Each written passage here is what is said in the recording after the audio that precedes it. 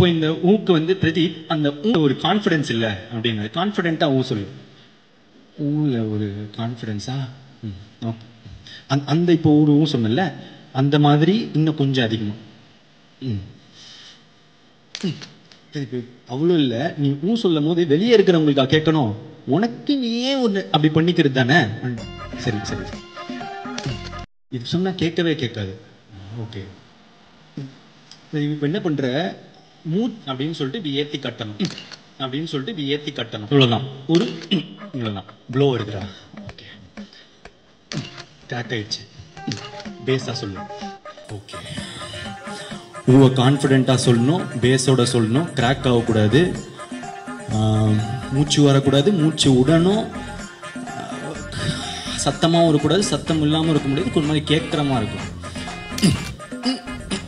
இல்லை இல்லை இல்லை அப்படின்னு போய்கிட்டே இருந்துச்சு.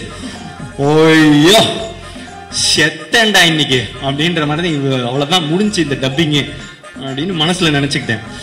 இப்போ என்னென்னா, சார் ப்ரோ என்ன பண்ணுங்க, அந்த வீடியோவை கட் பண்ணுறீங்க, நான் பாட்டுக்கு ஊவா தரேன், நீங்கள் எந்த கரெக்டாக இருக்குன்னு நீங்கள் வச்சுக்கோங்க அப்படின்னு சொல்லிட்டு சொல்லிட்டு நான் பாட்டுக்கு கொடுக்க ஆரம்பிச்சிட்டேன்.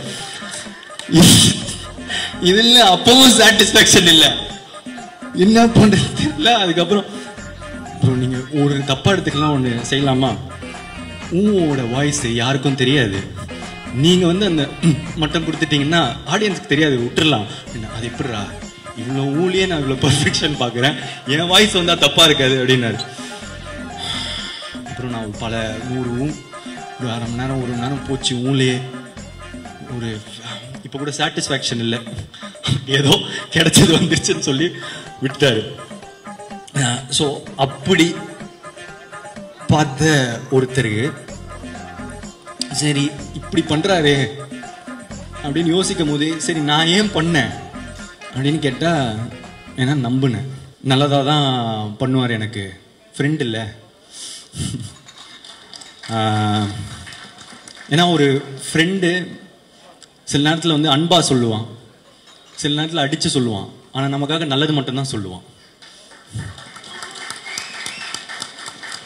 அது வந்து நான் எனக்காக எப்பவுமே நல்லது மட்டும் நினைக்கிற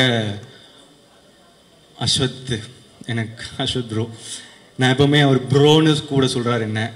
ஏன்னா அண்ணன்னு கூப்பிட்டா கொஞ்சம் வயசு அதிகமாக இருக்கும்டா, அந்த மாதிரிலாம் பொண்ணுங்க முன்னாடி கூப்பிடாத அப்படின்றாரு. சரி அதனால ப்ரோன்னு சொல்கிறாரு.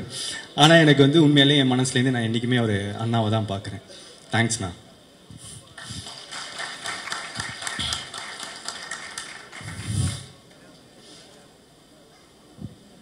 இந்த நம்பிக்கையை தாண்டி ஃப்ரெண்டுன்னு மட்டும் நம்ப முடியுமா, படம் இல்லை பிஸ்னஸ் வேறு. ஸோ அதனால் ஆனால் பார்த்தா ஓமை கடவுளேன்னு ஒரு பிளாக் பஸ்டர் ஃபிலிம் கொடுத்துருக்காரு. சரி டேரக்டர் சொன்னால் கண்டிப்பாக அப்போது இவ்வளோ விட்டு கொடுத்த டேரக்டர்னா கண்டிப்பாக நல்லா தானே இருக்கணும் அப்படின்னு சொல்லிட்டு எல்லா நம்பிக்கையோட பண்ண படம் தான் டிராகன். இந்த டிராகனில் வந்து நான் அவ்வளோவா பண்ணலைங்க, அவர் என்ன பண்ணியிருக்காரோ, அவர் எனக்கு என்ன சொல்லி கொடுத்தாரோ அதுதான் பண்ணேன். உண்மையான டிராகன் வந்து அவர் தான். So thank you Ashwath bro. இப்போ மேட்ருக்கு வருவோம். இப்போ என்னன்னா